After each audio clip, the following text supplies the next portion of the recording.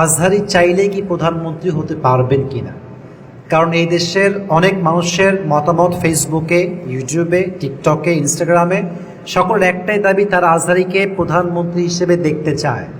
প্রশ্ন হচ্ছে আদৌ কি এটা পসিবল কিনা, বা আজহারি সাহেব সে রিস্ক আসলে নেবেন কিনা। প্রথম কথা হচ্ছে এই কথার জন্য, এই দাবির জন্য জনগণ একটা থ্যাঙ্কস ডিজার্ভ করে। কারণ যেই দেশের জনগণ একজন আলেমকে, চাই সে আজহারি হোক কিংবা অন্য কেউ হোক, যেই দেশের জনগণ একজন আলেমকে প্রধানমন্ত্রী হিসেবে দেখতে চায়, এটাই তার প্রমাণ যে এদেশের মানুষ ইসলামিক শাসন চায়, কোরআনের সংবিধান চায়। ঠিক কিনা বলেন যুবক ভাইরা? দ্যাটস রিয়েলি রিয়েলি অ্যাপ্রিসিয়েটেড, মাশাআল্লাহ। এটা খুব ভালো লাগছে আমার কাছে বিষয়টা। এখন দেখেন যুবক ভাইরা, এর একটা কারণ আছে। কারণ আজহারি সাহেব মানুষের একটা আবেগের জায়গায় আছেন, একটা ভালোবাসার জায়গায় তিনি আছেন। তিনি রাজনৈতিকভাবে কোনো দলের সঙ্গে জড়িত নন পরিপূর্ণরূপে, তবে তাকে অনেক ট্যাগ দেওয়া হয়েছে এই দেশের মাটিতে, এটা আমরা সবাই ইতিহাস জানি। দেখেন, যে মানুষটা জনগণের জীবন পরিবর্তনের জন্য বক্তব্য দেয়, তাকে মানুষ সত্যিকার অর্থেই ভালোবাসে।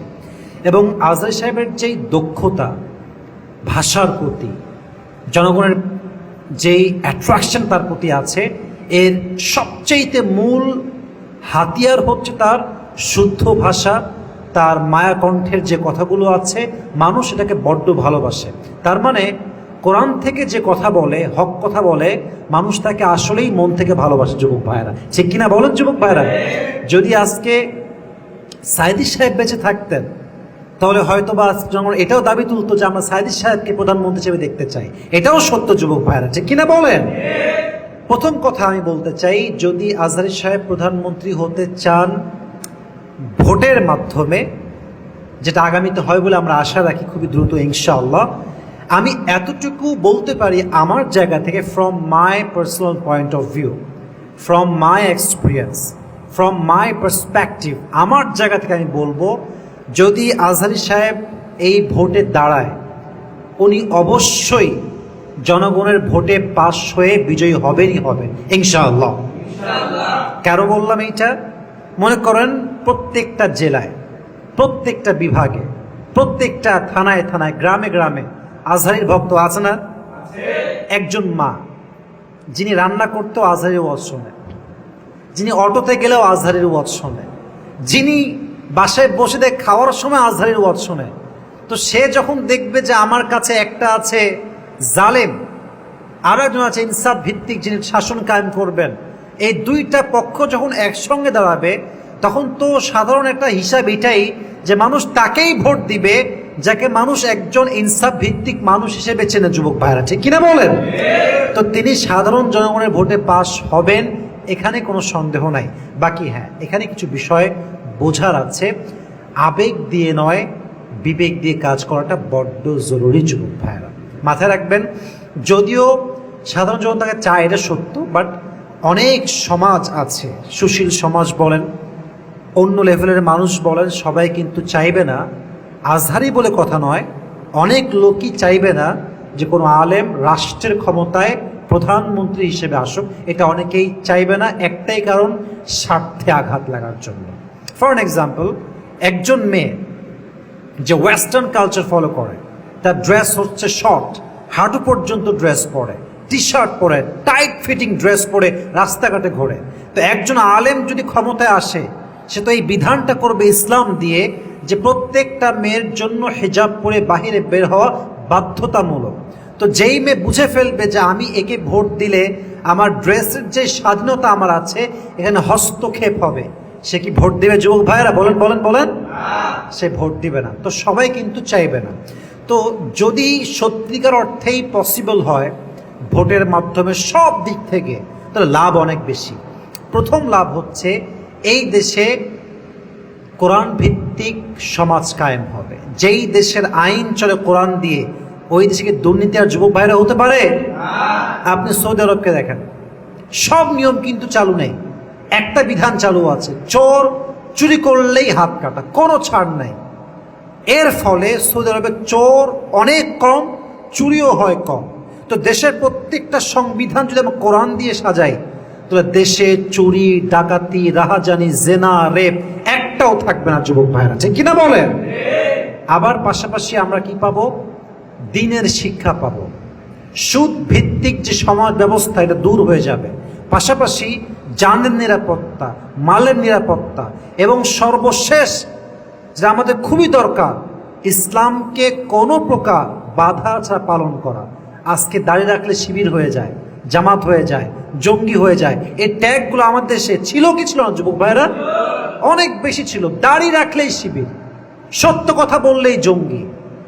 যেই স্কুলে, যেই কলেজে একজন যুবক একটু দাঁড়িয়ে রাখে, পাঞ্জাবি পড়ে, 5 ওয়াক্ত নামাজ পড়ে, তার উপরে ট্যাগ, সে শিবির করবে, সে জঙ্গিবাদের সঙ্গে জড়িত। What is this? What is this? এটা কি কথা? তার মানে যদি একজন আলেম রাষ্ট্র ক্ষমতায় আসে, এই যে বৈষম্য আমাদের মাঝে, দাঁড়িয়ে রাখলেই শিবির, জুব্বা পড়লেই জঙ্গি, এই মৌলবাদী, এই সেই ট্যাগ, এগুলো সব নিমিষেই দূর হয়ে যাবে, ঠিক কিনা বলেন?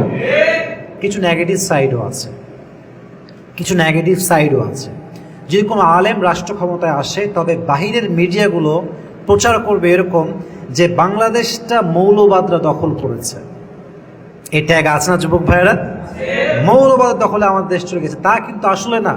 তবে যদি আপনি আমাকে আমার পার্সপেক্টিভ থেকে বলেন যে আপনি কি বলবেন এই বিষয়ে, যেখানে আজকে আমাদের সরকারের প্রধান উপদেষ্টা হচ্ছেন ডক্টর ইউনূস সাহেব, আপনার মতামতটা আসলে এখানে কি? আমি আসিফ কথা বলবো, এটা আপনি একমত হতেও পারেন, নাও হতে পারেন। আমি বলবো ডক্টর ইউনূস সাহেবই হচ্ছেন এখন বর্তমানে বেস্ট এবং পারফেক্ট। এর কিছু কারণ আছে। প্রথম কারণ হচ্ছে আমাদের দেশের প্রথম সংকট হচ্ছে অর্থনৈতিক সংকট। বিলিয়ন্স ডলার বিদেশের মধ্যে পাচার হয়ে গিয়েছে। এই যে ক্ষতি আর্থিকভাবে, এই যে ঋণ আমরা আছি, এটার জন্য এমন একজন ব্যক্তি দরকার যিনি অর্থনীতি ভালো করে বোঝেন, যিনি ব্যাংক ব্যবস্থা ভালো করে বোঝেন।